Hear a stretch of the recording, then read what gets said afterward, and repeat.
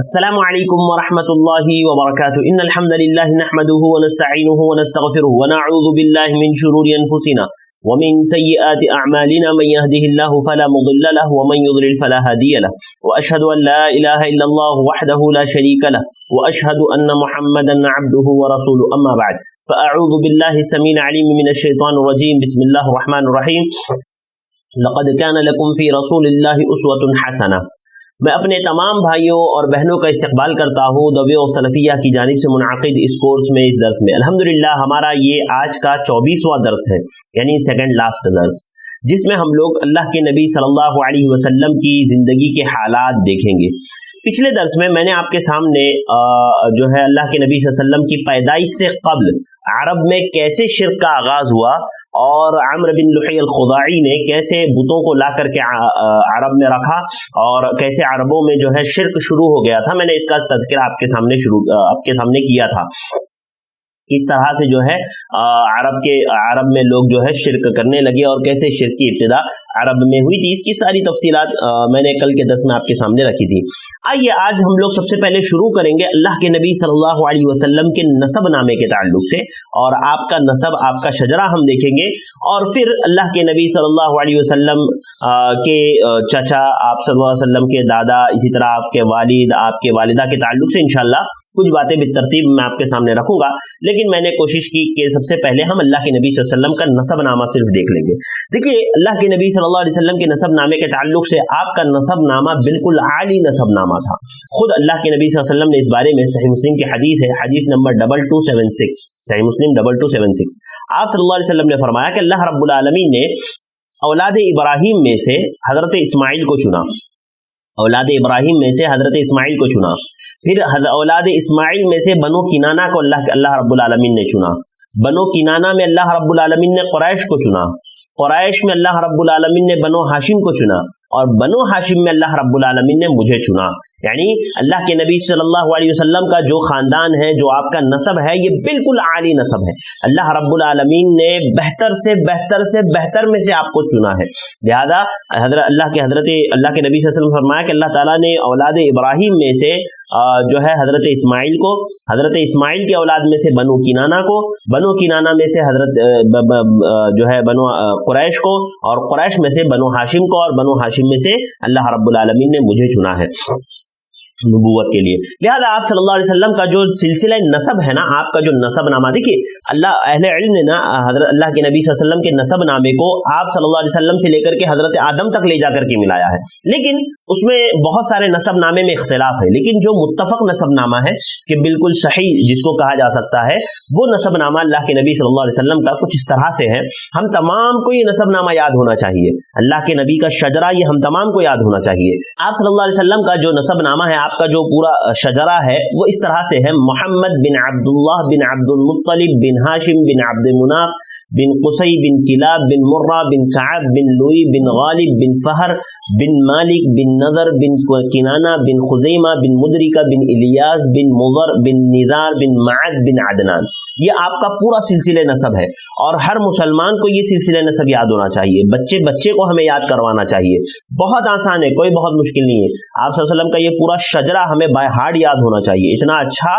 کہ ہم کبھی بھی کہیں بھی اس کو پڑھ سکے، یہ کیونکہ ہماری پہچان ہے، ہمارے نبی کی یہ پہچان ہے، آپ کا یہ خاندان ہے، تو آپ ہمیشہ یاد رکھیں کہ اللہ کے نبی صلی اللہ علیہ وسلم کا جو سلسلہ نسب ہے وہ اس طرح سے ہے: محمد بن عبداللہ بن عبد المطلب بن ہاشم بن عبد مناف بن قصی بن کلاب بن مرہ بن کعب بن لوئی بن غالب بن فہر بن مالک بن نضر بن کنانہ بن خزیمہ بن مدرکہ بن الیاس بن مضر بن نذار بن معد بن عدنان۔ یہ آپ صلی اللہ علیہ وسلم کا پورا سلسلہ نسب ہے، اور یہ آپ صلی اللہ علیہ وسلم کا خاندان ہے۔ ناظرین، اللہ کے نبی صلی اللہ علیہ وسلم کا جو خاندان ہے بنو ہاشم، یہ ہاشم کی طرف منسوب ہے، اور ہاشم یہ کون تھے؟ یہ عبد مناف جو تھے ان کے بیٹے تھے۔ عبد مناف کے خاندان میں جب یہ بات آئی حاجیوں کو سیراب کرنے کی، کھلانے پلانے کی، تو یہ ذمہ داری ملی ہاشم کو، اور ہاشم یہ اللہ کے نبی صلی اللہ علیہ وسلم کے جو دادا تھے عبد المطلب، یہ ان کے والد تھے ہاشم، لہذا یہ وہ پہلے شخص ہے جنہوں نے حاجیوں کو روٹیاں توڑ کر کے سالن میں بھگو کر کے کھلایا، اسی لیے اہل علم کہتے ہیں کہ ان کا نام ہاشم پڑا، ہش مانا ہوتا ہے توڑنے والا، لہذا ان کا نام ہاشم پڑا کیونکہ انہوں نے جو ہے حاجیوں کے لیے روٹیوں کو توڑ کر کے سالن میں بھگو کر کے کھلایا، اور یہ بڑے اعلیٰ منصب کے شخص تھے اور ان کا شرف اور منزلت تھی اپنے خاندان میں، خصوصاً یہ وہ شخص ہے جنہوں نے عرب کے لیے 2 سفر یعنی 2 تجارتی سفر کی ابتدا کی، گرمی میں اور سردی میں، پہلے تجارتی سفر نہیں ہوا کرتے تھے عربوں کے، لہذا یہ ہاشم وہ شخص ہے جنہوں نے عربوں کے لیے تجارتی سفر کی ابتدا کی، ایک سفر گرمی میں اور ایک سفر سردی میں، 2 سفروں کی ابتدا انہوں نے کی۔ اصل میں ان کا معاملہ یہ ہوا نا، ان کا واقعہ کہ یہ مکہ سے ملک شام جا رہے تھے ایک تجارت کے سلسلے میں، مکہ سے ملک شام تجارت کے سلسلے میں یہ جا رہے تھے، راستے میں مدینہ میں رک گئے اور وہاں پر ایک خاتون سلمہ بنت عمرو سے انہوں نے نکاح کیا، سلمہ بنت عمرو سے انہوں نے نکاح کیا، یعنی جو اللہ کے نبی صلی اللہ علیہ وسلم کے دادا عبد المطلب کی والدہ تھی، سلمہ بنت عمرو سے انہوں نے نکاح کیا، اب وہاں رہے اور وہاں سے کچھ دن رہنے کے بعد اپنی بیوی کو مائکے میں چھوڑا مدینہ ہی میں، اور خود ملک شام کی طرف دوبارہ روانہ ہوئے، سفر کرنے لگے کچھ دن رہ کر کے، اور جب ملک شام کی طرف روانہ ہوئے تو راستے میں ان کا انتقال ہو گیا ہاشم کا، اور ہاشم کی بیوی کو سلمہ بنت عمرو کو جن سے انہوں نے مدینہ میں نکاح کیا تھا، ان سے ایک اولاد پیدا ہوئی اور اس بچے کے بالوں میں سفیدی تھی، لہذا اس کا نام شیبہ رکھ دیا گیا، اس بچے کا نام شیبہ رکھ دیا گیا۔ آپ کو پتا یہ کون ہے یہ بچہ؟ یہ بچہ وہی ہے جو اللہ کے نبی صلی اللہ علیہ وسلم کے دادا عبد المطلب تھے۔ آپ صلی اللہ علیہ وسلم کے دادا کا نام عبد المطلب اصل میں نہیں تھا، ان کا اصل نام شیبہ تھا۔ مطلب کیسے پڑا، عبد المطلب کیسے پڑا، وہ میں آپ کو بتاتا ہوں۔ دیکھیے جب ہاشم کا انتقال ہو گیا تو ہاشم کی جو ذمہ داری تھی حاجیوں کو سیراب کرنے کی، ان کو کھلانے کی پلانے کی اور دیگر جو انتظامی امور ان کے حق میں تھے، وہ منتقل ہو کر کے ان کے بھائی کے حق میں آ گئے، اور بھائی کا نام تھا مطلب، بھائی کا نام مطلب تھا، ہاشم کے بھائی کا نام، لہذا وہ بھائی ان کا یہ سارے انتظامات کرتا رہا۔ کچھ وقت کچھ سال ایسے ہی گزرے اور جو ہے تقریباً اللہ کے نبی صلی اللہ علیہ وسلم کے دادا کی عمر 7 یا 8 سال ہوئی، آپ صلی اللہ علیہ وسلم کے دادا کی عمر 7 یا 8 سال ہوئی، تو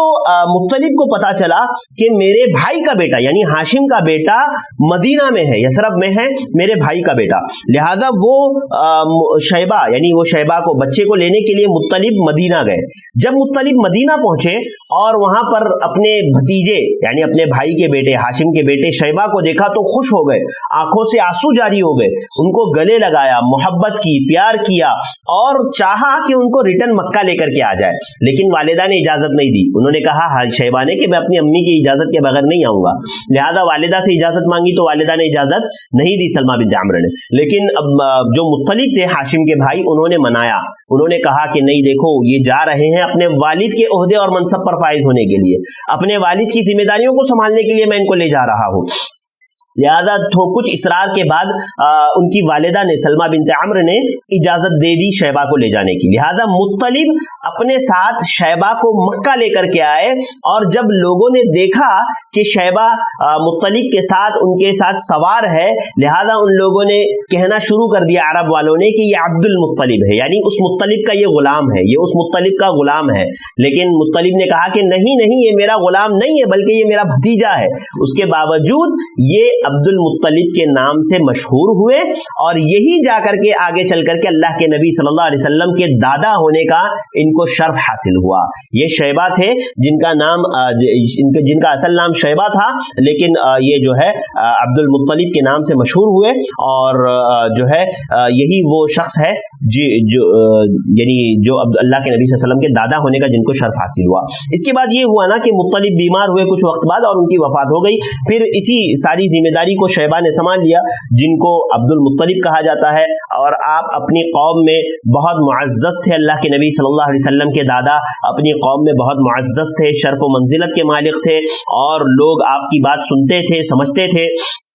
اور آپ کا ایک مقام و مرتبہ تھا اللہ کے نبی صلی اللہ علیہ وسلم کے دادا کا۔ اور آپ کے تعلق سے نا کچھ بہت سارے مشہور واقعات ہیں۔ ایک تو واقعہ زمزم کی کھدائی کا ہے، یعنی آپ صلی اللہ علیہ وسلم کے دادا کو خواب میں دکھایا گیا کہ فلاں جگہ زمزم کا کنواں تھا اور وہ بند ہو گیا ہے، اور آپ صلی اللہ علیہ وسلم کے دادا کو وہ جگہ خواب میں ہی دکھائی گئی، آپ نے وہ زمزم کے کنویں کی کھدائی کی، آپ نے वो जमजम के कुएं की खुदाई की, और वहां से जो है बनो खुज़ाआ जब वो छोड़ करके जा रहे थे तो वहां से जो तलवारें थी, इसी तरह उनके सोने के हिरन थे, वो सारे के सारे उस कुएं से निकले और जमजम का कुआं दोबारा उन्होंने स्टार्ट करवाया। और वो जो सामान वहां से निकला था तो उसको काबतुल्लाह के दरवाजे के लिए ढाल दिया, तलवारें जो निकली थी उसको भी काबतुल्लाह के दरवाजे के लिए ढाल दिया, सोने की जो हिरन थी उसको भी दरवाजे में लगा दिया। लिहाजा उन्होंने काफी ये काम किया। और इसी साल एक साल उसमें ऐसा भी गुजरा ना कि जिसमें वाक़ई फील का वाक़या पेश आया। यानी आपको पता होगा वाक़ई फील बहुत मशहूर वाक़या है अरब का। अल्लाह के नबी सल्लल्लाहु अलैहि वसल्लम ने कहा है कि अल्लाह के नबी सल्लल्लाहु अलैहि वसल्लम की पैदाइश से चंद दिनों पहले वाक़या हुआ था। वाक़या क्या था? वाक़या कुछ इस तरह से था कि हब्श की तरफ से यमन का एक गवर्नर था, अबराहा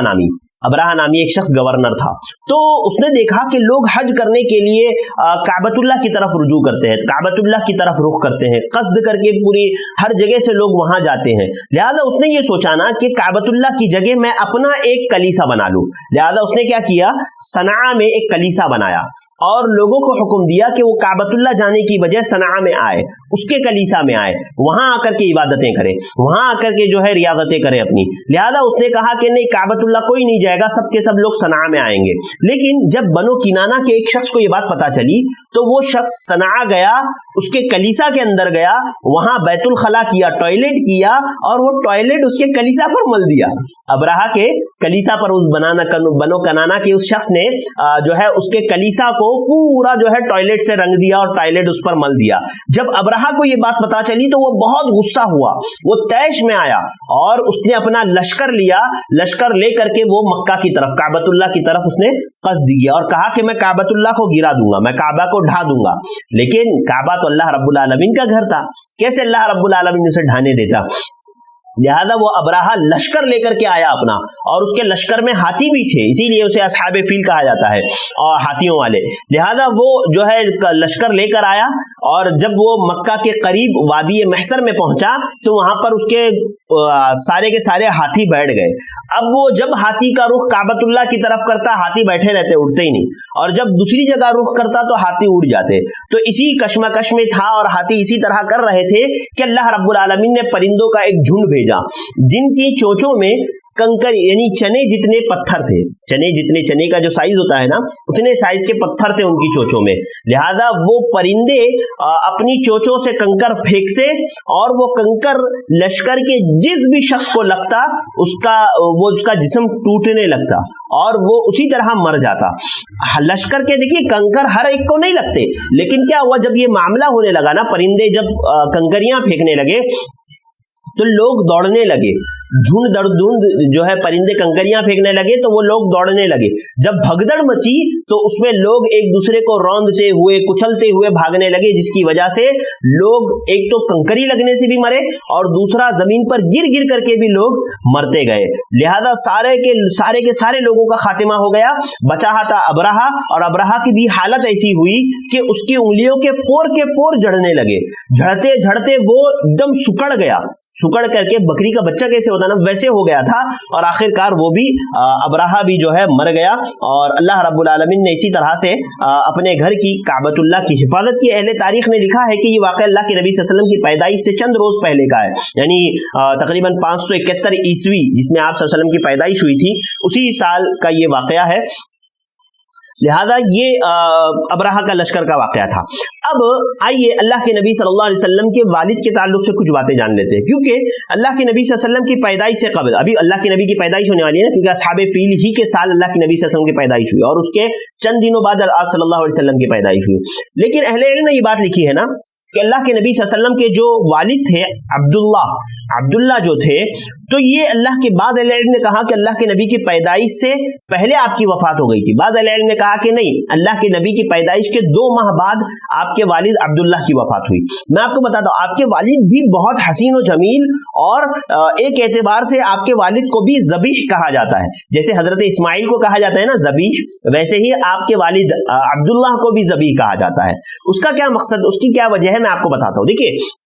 अल्लाह के नबी सल्लल्लाहु अलैहि वसल्लम के जो दादा थे अब्दुल मुत्तलिब, इन्होंने नजर मानी थी कि अगर मेरे 10 बेटे होंगे तो मैं एक बेटा अल्लाह की राह में قربان کروں گا, میں ایک بیٹا اللہ کی راہ میں قربان کروں گا. اللہ کے نبی کے دادا جو تھے انہوں نے ارادہ کیا تھا, انہوں نے نظر مانی تھی. لہذا جب 10 بیٹے مکمل ہو گئے ان کے, تو اب باری آئی نظر کو پورا کرنے کی, اور چٹھی 10 بیٹوں کے ناموں کی چٹھی ڈال کر کے اڑائی گئی کہ کس کو اللہ کی راہ میں ذبح کیا جائے. نام نکلا عبداللہ کا, یعنی اللہ کے نبی صلی اللہ علیہ وسلم کے والد محترم کا نام نکلا. جب عبداللہ کا نام نکلا, اور یہ عبداللہ نا عبد المطلب کے سب سے چہیتے بیٹے تھے. ہوتا ہے نا ایک باپ کے 10 بیٹے ہو, 12 بیٹے ہو, تو اس کو ایک بیٹا جو ہے بہت پیارا ہوتا ہے, یا ایک بچہ یا 2 بچے بہت پسندیدہ ہوتے ہیں اس کے. لہذا عبداللہ جو ہے عبد المطلب اللہ کے نبی صلی اللہ علیہ وسلم کے دادا کے, یہ بہت پسندیدہ تھے, بہت خوبصورت بھی تھے. لہذا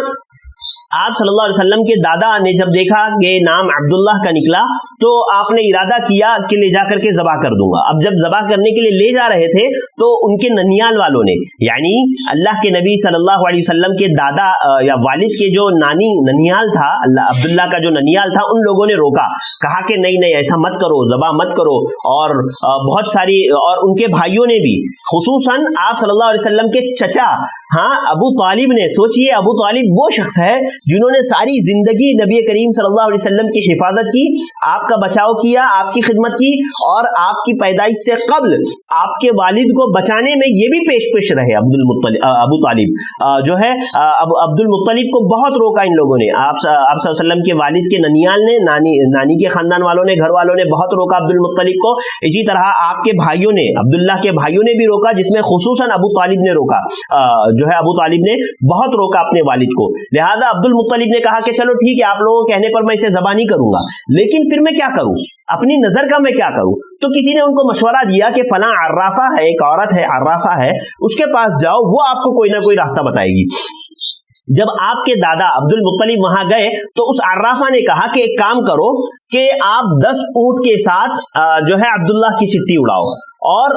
جب عبداللہ کی چٹھی اٹھے گی اگر, تو 10 اونٹ بڑھا دینا, پھر اڑانا, پھر عبداللہ کی چٹھی اٹھے گی, پھر 10 اونٹ بڑھا دینا. اس طرح سے کرتے رہنا اس وقت تک جب تک کہ اللہ راضی ہو جائے اور اونٹوں کا نام اٹھ جائے. لہذا عبد المطلب نے اسی طرح کیا, 10 اونٹوں کی چٹھی ڈالی اور عبداللہ کی چٹھی ڈالی. لہذا عبداللہ کا نام نکلا, پھر 10 اونٹ بڑھائے, پھر 10 اونٹ بڑھائے. اس طرح سے بڑھاتے بڑھاتے 100 اونٹ ہو گئے, تب جا کر کے چٹھی اٹھائی گئی اور اونٹ کا نام نکلا. لہذا ان سارے کے سارے اونٹوں کو ذبح کر دیا گیا, اللہ کی راہ میں ان سارے کے سارے اونٹوں کو ذبح کر دیا گیا. اہل تاریخ لکھتے ہیں کہ پہلے عرب میں جو ہے دیت جو تھی ایک آدمی کی, وہ 10 اونٹ تھی. اس واقعے کے بعد 100 اونٹ ہو گئی, 100 اونٹ کر دی گئی تھی دیت. لہذا اس طرح سے عبداللہ کی حفاظت ہوئی, اللہ کے نبی صلی اللہ علیہ وسلم کے والد کی حفاظت ہوئی, اور اسی وجہ سے آپ کو جو ہے آپ کو ذبیح بھی کہا جاتا ہے. آپ بہت جو ہے خوش اسلوب, آپ بہت خوبصورت, اور جو ہے آپ جو ہے بہت اچھے شخص تھے. لہذا آپ کے والد نے, عبد المطلب نے, آپ کا نکاح ایک خاتون جن کا نام آمنہ تھا, آمنہ بنت وہب بن عبد مناف بن زہرہ بن کلاب کی صاحبزادی سے آپ صلی اللہ علیہ وسلم کے والد کا نکاح کر دیا گیا. یعنی عبداللہ کا نکاح آمنہ سے ہوا. اور آمنہ بھی یہ جو ہے قریش کی افضل ترین خاتون تھی, اور وہ جو ہے ایک بڑے مقام پر فائز تھی, اور لوگوں میں ان کی قدر و منزلت تھی. لہذا عبداللہ کا نکاح آپ صلی اللہ علیہ وسلم کی والدہ آمنہ سے ہوا. یہ دونوں ساتھ رہنے لگے, اور پھر کچھ عرصے بعد معاملہ یہ ہوا کہ عبد المطلب نے اپنے بیٹے عبداللہ کو مدینہ بھیجا کہ وہاں سے جا کر کے کھجور لے کر کے آئے. عبداللہ جو ہے مدینہ کے لیے نکلے, اور مدینہ کے قریب وہ پہنچے, اور پھر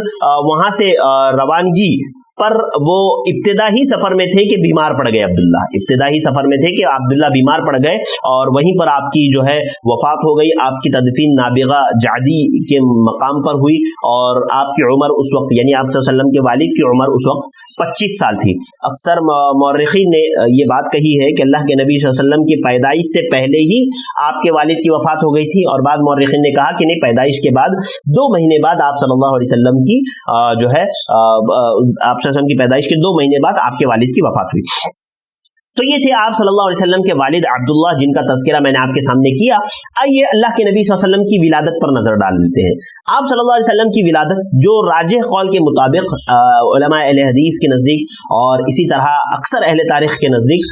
یہ ہے کہ آپ صلی اللہ علیہ وسلم کی پیدائش مکہ میں شعب ہاشم میں یعنی خاندان ہاشم میں آپ صلی اللہ علیہ وسلم کی پیدائش 9 ربیع الاول عام الفیل یعنی ہاتھیوں والے سال کے واقعے میں 9 ربیع الاول پیر کے دن آپ صلی اللہ علیہ وسلم کی پیدائش ہوئی. اور اس وقت نوشہرواں تخت نشین تھا یعنی تخت پر جو ہے نوشہرواں بیٹھا ہوا تھا اور یہ عیسوی اعتبار سے 20 یا 22 اپریل 571 عیسوی پڑتا ہے. یعنی دیکھیے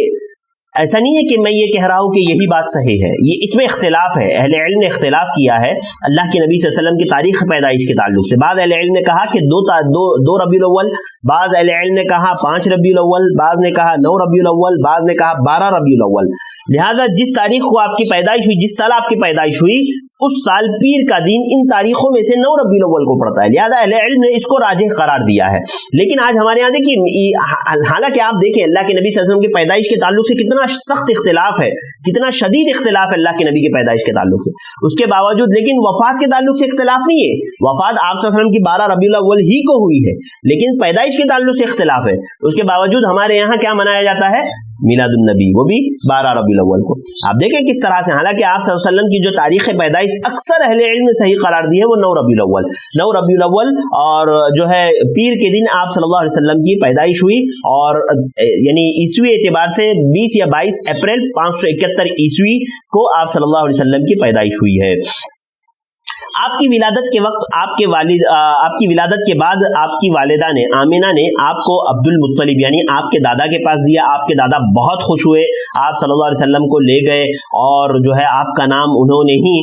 جو ہے محمد رکھا. اور یہ نام عرب میں معروف و مشہور نام نہیں تھا, لہذا آپ صلی اللہ علیہ وسلم کا نام انہوں نے محمد رکھا. اب اہل علم کے درمیان اس بات میں بھی اختلاف ہے کہ کیا آپ صلی اللہ علیہ وسلم کی ختنہ ہوئی تھی یا آپ مختون پیدا ہوئے تھے, ختنہ کیے گئے پیدا ہوئے تھے. لیکن اس تعلق سے کوئی صریح اور صحیح روایت موجود نہیں ہے. بعض اہل علم اس بارے میں بہت ساری باتیں کرتے ہیں اور بہت ساری باتیں لکھتے بھی ہیں اور بہت سارے لوگ بیان بھی کرتے ہیں, لیکن دیکھیے اس کے تعلق سے کوئی صحیح روایت مستند روایت علامہ ابن قیم نے زاد المعاد میں یہی بات لکھی ہے کہ اس کے تعلق سے کوئی جو ہے مستند اور صحیح روایت موجود جو ہے نہیں ہے. پھر اس کے بعد آپ صلی اللہ علیہ وسلم کی والدہ نے آپ کو تقریباً 1 ہفتہ دودھ پلایا اور اہل علم نے لکھا ہے, اہل تاریخ نے لکھا ہے کہ آپ صلی اللہ علیہ وسلم کی والدہ کے 1 ہفتہ دودھ پلانے کے بعد آپ کو جو ہے ابو لہب کی لونڈی سویبہ یا سوبیہ کے پاس دے دیا گیا اور انہوں نے آپ کو دودھ پلایا. حالانکہ یہ وہی خاتون ہیں جنہوں نے حضرت حمزہ رضی اللہ تعالیٰ عنہ کو بھی دودھ پلایا تھا. صحیح بخاری کی حدیث نمبر 2645 اسی طرح 1500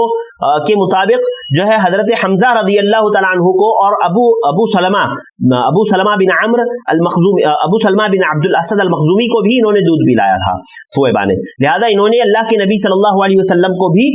دودھ پلایا. اس کے بعد آپ صلی اللہ علیہ وسلم کی رضاعت کا موقع آیا, آپ صلی اللہ علیہ وسلم کو دودھ پلانے کا موقع آیا. حلیمہ نے آپ کو دودھ پلایا, داعی حلیمہ نے. دیکھیے میں آپ کو بتاتا ہوں معاملہ کیا تھا نا کہ عرب میں یہ رواج تھا کہ عرب میں جو بچے پیدا ہوتے تھے ان کی ذہنی نشو و نما کے لیے, ان کی زبان کو صاف کرنے کے لیے, ان کی عربی اچھی کرنے کے لیے وہ لوگ کیا کرتے تھے, دیہات سے آنے والی عورتوں کو بچوں کو سونپ دیا کرتے تھے. وہ عورتیں لے جاتی, ان کو اجرت دے دیا کرتے تھے, وہ عورتیں لے جاتی اور بچوں کو دودھ پلاتی. ابن اسحاق کی روایت کے مطابق, سیرت ابن ہشام جو ہے اس میں ابن اسحاق کی روایت کے مطابق حضرت حلیمہ یہ بنی سعد کی ایک خاتون تھی. یہ اپنے چھوٹے بچے کو لے کر کے, اپنے شوہر کو لے کر کے, اپنے قافلے والوں کے ساتھ مکہ آئی یہ دیکھنے کے لیے کہ چلو کوئی بچہ ہو تو مل جائے, کوئی بچہ ہو تو مل جائے جس کو میں دودھ پلا دوں یا جس سے میں فائدہ اٹھا لوں. لہذا وہ بنی سعد کی جو خواتین تھی, جو عورتیں تھیں, انہوں نے جو ہے مکہ کے سارے بچوں کو لے لیا. اب بچے صرف اللہ کے نبی صلی اللہ علیہ وسلم. حلیمہ سعدیہ کہتی ہے کہ میں نے یہ سوچا کہ اس بچے کو میں لے لوں جو یتیم ہے, تو اس کے ماں اور اس کا دادا مجھے کیا دے پائیں گے, لیکن کوئی بچہ تھا نہیں, تو پھر بھی میں نے ان کو لے لیا. اب جب وہ کہتی ہیں کہ میں نے اس بچے کو لے لیا, یعنی نبی کریم صلی اللہ علیہ وسلم کو جب میں نے لے لیا تو آپ یقین نہیں مانوگے، حضرت حلیمہ سعدیہ کہتی ہے کہ میں جب مکہ آ رہی تھی نا تو میں اپنی ایک دبلی پتلی اونٹنی پر سوار، میری ایک دبلی پتلی گدھی تھی جس پر میں سوار تھی، بہت سست چلتی تھی، وہ قافلے میں سب سے پیچھے رہ جاتی تھی، قافلے والوں کو رکنا پڑتا تھا کہ حلیمہ آ رہی ہے اپنی گدھی پر، لہذا وہ اتنی کمزور تھی گدھی۔ ہماری ساتھ ایک اونٹنی تھی جو بالکل دبلی پتلی، جس میں ایک قطرہ دودھ نہیں تھا، حتیٰ کہ میرا تھن بھی، یعنی میں جس تھن سے دودھ پلاتی ہوں وہ بھی میرا سوکھ چکا تھا، اس میں بھی ایک قطرہ دودھ نہیں تھا، میرے بچے کو پوری طرح پیٹ بھر کر کے دودھ نہیں مل پاتا تھا، یعنی اتنے برے حالات ہمارے تھے۔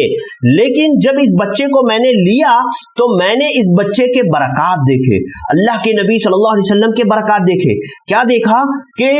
جو تھن دودھ نہیں نکل رہا تھا، بچہ بھوکا میرا سو جایا کرتا تھا، جب میں نے اس بچے کو لیا تو میرے تھن جو ہے دودھ سے بھر گئے، میرے بچوں نے پیٹ بھر کر کے، پہلے تو میرے بیٹے نے بھی اور پھر وہ بچہ جس کو میں نے گود لیا تھا یعنی نبی کریم صلی اللہ علیہ وسلم نے بھی پیٹ بھر کر کے دودھ پیا، اور وہ لوگ سو گئے۔ اس سے پہلے وہ لوگ سو نہیں پاتے تھے بھوک کی وجہ سے بچے، لہذا وہ سو گئے۔ اسی طرح ہماری وہ اونٹنی جس میں دودھ نہیں تھا، اس میں ابل ابل کر کے دودھ آنے لگا۔ حضرت حلیمہ کہتی ہیں کہ ہم نے اتنا دودھ پیا، میں نے اور میرے شوہر نے، کہ ہم سیراب ہو گئے خوب، اور پیٹ بھر کر کے دودھ پی کر کے ہم سوئے۔ اس سے پہلے ہم نے کبھی جو ہے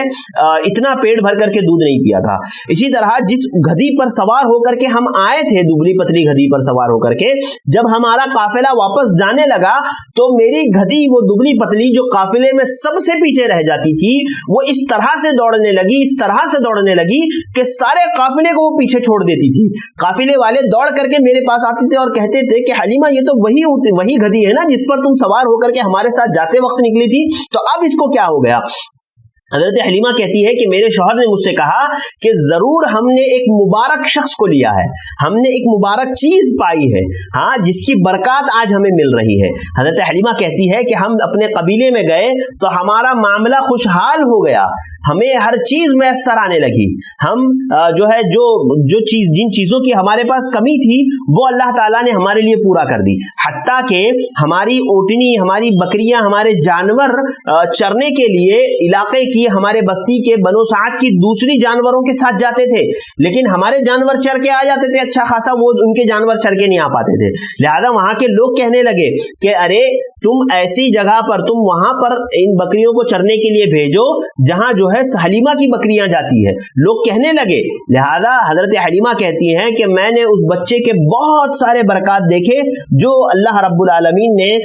مجھے عطا کیے، اور ہم نے اس کو جو ہے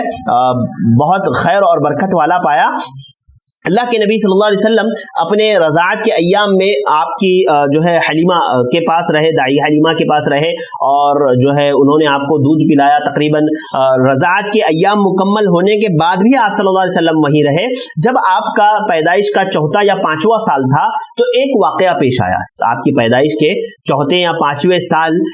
جو ہے ایک واقعہ پیش آیا، شق صدر کا واقعہ، جس واقعے کو اللہ کے نبی صلی اللہ علیہ وسلم نے جو واقعہ اللہ کے نبی صلی اللہ علیہ وسلم کی زبانی صحیح مسلم میں مروی ہے، صحیح مسلم حدیث نمبر 162، حضرت انس رضی اللہ تعالیٰ عنہ راوی حدیث بیان فرماتے ہیں کہ اللہ کے نبی صلی اللہ علیہ وسلم نے فرمایا کہ وہ آپ کی پیدائش کے چوتھے یا پانچویں سال کا موقع تھا کہ آپ صلی اللہ علیہ وسلم بچوں کے ساتھ کھیل رہے تھے۔ حدیث کے الفاظ ہیں، اللہ کے نبی صلی اللہ علیہ وسلم نے فرمایا اتاہ جبرائیل صلی اللہ علیہ وسلم وهو يلعب مع الغلمان، کہ جبرائیل آئے اور صلی اللہ علیہ وسلم یعنی نبی کریم صلی اللہ علیہ وسلم بچوں کے ساتھ کھیل رہے تھے۔ فَأَخَذَهُ، حضرت جبرائیل نے اللہ کے نبی صلی اللہ علیہ وسلم کو پکڑا اور فَصَرَعَهُ، اور آپ صلی اللہ علیہ وسلم کو زمین پر گرایا، پٹکا، اور فَشَقَّ عَنْ قَلْبِهِ، اور آپ صلی اللہ علیہ وسلم کے سینے مبارک کو چاک کیا، آپ کے سینے کو چیرا باقاعدہ۔ یہ ایسا نہیں کہ آپ صلی اللہ علیہ وسلم خواب میں دیکھ رہے ہیں، بلکہ یہ ریئل میں واقعہ ہو رہا ہے، اور جو بچے آپ کے ساتھ کھیل رہے تھے نا وہ اس واقعے کو دیکھ رہے ہیں اپنی آنکھوں سے۔ لہذا حضرت جبرائیل نے آپ کے سینے کو چیرا، فاستخرج القلب، اور اس سے آپ صلی اللہ علیہ وسلم کے دل کو نکالا، فاستخرج منه علقة، پھر اس میں سے ایک حصے کو نکالا، گوشت کے ایک لوتھڑے کو نکالا، فقال هذا حظ الشیطان منك، اور پھر کہا کہ یہ تم میں سے شیطان کا حصہ ہے، یعنی یہ تمہارا شیطان کا حصہ ہے. ثم غسلہ فی طست من ذهب بماء زمزم. آپ صلی اللہ علیہ وسلم کے دل کو، یعنی اس ٹکڑے کو، آپ صلی اللہ علیہ وسلم کے دل کو جو ہے تشت میں دھویا. آپ صلی اللہ علیہ وسلم کے دل کو جو ہے دھویا کس سے؟ یعنی سونے کے برتن میں آب زمزم کے پانی، یعنی زمزم کے پانی سے، زمزم کے پانی سے آپ صلی اللہ علیہ وسلم کے جو ہے دل کو دھویا، اور پھر اس کو واپس سے اس جگہ پر رکھ دیا، اور فرمایا، اور وہاں سے جو ہے چلے گئے حضرت جبرائیل. یہ معاملہ ہوا، یعنی آپ صلی اللہ علیہ وسلم کے دل کو چیرا گیا، آپ کے دل کو نکالا گیا، اور پھر اس میں سے ایک گوشت کے ٹکڑے کو نکالا گیا، کہا یہ شیطان کا حصہ ہے، پھر اس کو اچھے سے دھو دیا گیا، اور پھر واپس اسی جگہ پر رکھ دیا گیا. بچوں نے یہ چیزیں دیکھی، یہ معاملہ دیکھا، تو وہ دوڑتے ہوئے حضرت حلیمہ کے پاس گئے اور حضرت حلیمہ سے کہنے لگے ان محمدا قد قتل، کہ محمد جو ہے قتل کر دیے گئے، محمد جو ہے قتل کر دیے گئے. اور پھر وہ آئی اور حضرت حلیمہ ڈر گئی اللہ کے نبی صلی اللہ علیہ وسلم کے اس واقعے کے بعد، لہذا انہوں نے اللہ کے نبی صلی اللہ علیہ وسلم کو واپس اپنی والدہ کے حوالے کر دیا، یعنی آمنہ کے حوالے کر دیا، اللہ کے نبی صلی اللہ علیہ وسلم کے والدہ کے حوالے کر دیا. آپ 6 سال کی عمر تک اپنی والدہ کی آغوش و محبت میں رہے. پھر معاملہ ایسے ہوا کہ آمنہ جو ہے اپنے شوہر یعنی عبداللہ کی قبر پر جانا چاہتی تھی، لہذا اللہ کے نبی صلی اللہ علیہ وسلم کو انہوں نے ساتھ لیا، آپ کی والدہ نے، آمنہ نے، اور ان کے ساتھ ابو طالب جو اللہ کے نبی صلی اللہ علیہ وسلم کے دادا تھے، عبد المطلب جو اللہ کے نبی صلی اللہ علیہ وسلم کے دادا تھے اور آمنہ کے سسر تھے، وہ ساتھ تھے. وہ لوگ جو ہے عبداللہ کی قبر کے پاس گئے جو اللہ کے نبی صلی اللہ علیہ وسلم کے والد تھے، اور وہاں پر رہے. اور پھر 1 مہینے کی مدت کے بعد جب وہ لوگ ریٹرن آنے والے تھے تو حضرت حلیمہ، حضرت آمنہ جو اللہ کے نبی صلی اللہ علیہ وسلم کی والدہ تھی، وہ بیمار پڑ گئی اور وہیں پر آپ کی بھی وفات ہو گئی. یعنی حالت 6 سال کی عمر میں آپ صلی اللہ علیہ وسلم کی جو ہے والدہ کی بھی وفات ہو گئی. دیکھیے کس طرح کا معاملہ، اللہ کے نبی صلی اللہ علیہ وسلم کے والد کا انتقال ہونا، والدہ کا انتقال ہونا. پھر جب آپ صلی اللہ علیہ وسلم 8 سال کے ہوئے، والدہ کے بعد آپ صلی اللہ علیہ وسلم کے دادا عبد المطلب آپ کو سنبھال رہے تھے، پھر عبد المطلب نے 2 سال آپ کو سنبھالا. جب 8 سال کی عمر کے آپ ہوئے تو عبد المطلب کی بھی وفات کا وقت آ گیا، اور عبد المطلب کی بھی وفات ہو گئی، لیکن انہوں نے وفات سے قبل اللہ کے نبی صلی اللہ علیہ وسلم کو آپ صلی اللہ علیہ وسلم کے چچا یعنی ابو طالب کے حوالے کیا، اور اس کے بعد جو ہے عبد المطلب کی بھی وفات ہو گئی. لہذا یہ ابو طالب یہ اللہ کے نبی صلی اللہ علیہ وسلم کے والد کے سگے بھائی تھے، یعنی اللہ کے نبی صلی اللہ علیہ وسلم کے سگے چچا تھے اور والد کے سگے بھائی تھے. لہذا عبد المطلب ابو طالب جو ہے اللہ کے نبی صلی اللہ علیہ وسلم سے بہت محبت کرتے تھے، جس کے تعلق سے تو آپ جانتے ہی ہیں، آپ کو کیا بتایا جائے، 40 سال تقریباً 40 سال اللہ کے نبی صلی اللہ علیہ وسلم کی خدمت کی، ہر برائی سے، ہر مشکل سے، ہر پریشانی سے آپ کو بچائے رکھا. حالانکہ اللہ کے نبی صلی اللہ علیہ وسلم کے 11 چچا تھے، 11 چچا اور تقریباً 6 پھوپھیاں آپ صلی اللہ علیہ وسلم کی تھی، اس میں ابو طالب کو چنا گیا آپ کی کفالت کے لیے. لہذا ابو طالب نے آپ کی کفالت کی، آپ کو سنبھالا. اچھا، ابو طالب کے پاس آپ صلی اللہ علیہ وسلم تھے، اسی دوران ایک واقعہ پیش آیا جو بحیرہ راہب کا واقعہ ہے، جو بہت مشہور واقعہ ہے، اور یہ واقعہ اہل تاریخ کے نزدیک جو ہے اللہ کے نبی صلی اللہ علیہ وسلم کی عمر جب 12 سال تھی اس وقت یہ واقعہ پیش آیا. واقعہ یہ تھا نا کہ ابو طالب نے اللہ کے نبی صلی اللہ علیہ وسلم کو شام کے سفر کے لیے روانہ کیا، ساتھ میں لے کر کے شام کے سفر کے لیے روانہ ہوئے. تجارتی سفر تھا، ابو طالب بھی تھے، اللہ کے نبی صلی اللہ علیہ وسلم بھی ان کے ساتھ تھے. لہذا وہ لوگ شام کی طرف جا رہے تھے کہ راستے میں ایک جگہ انہوں نے پڑاؤ کیا، اور اس جگہ پر یعنی بصرہ نامی جگہ پر انہوں نے پڑاؤ کیا. وہاں پر ایک راہب تھا جو کلیسا سے کبھی باہر نہیں نکلتا تھا، لیکن وہ اس وقت باہر نکلا جب اللہ کے نبی صلی اللہ علیہ وسلم کے چچا کا اور اللہ کے نبی صلی اللہ علیہ وسلم جس قافلے میں تھے وہ قافلہ جب وہاں پہنچا تو وہاں وہ راہب باہر نکلا، لوگوں کو ان کی مہمان نوازی کی، اس قافلے کی مہمان نوازی کی. جبکہ اہل تاریخ کہتے ہیں کہ وہ راہب جو ہے کبھی باہر نہیں نکلتا تھا اس سے پہلے، لہذا وہ باہر نکلا. راہب عبادت گزار کو کہا جاتا ہے، لہذا وہ باہر نکلا، اس نے ان لوگوں کی خدمت کی،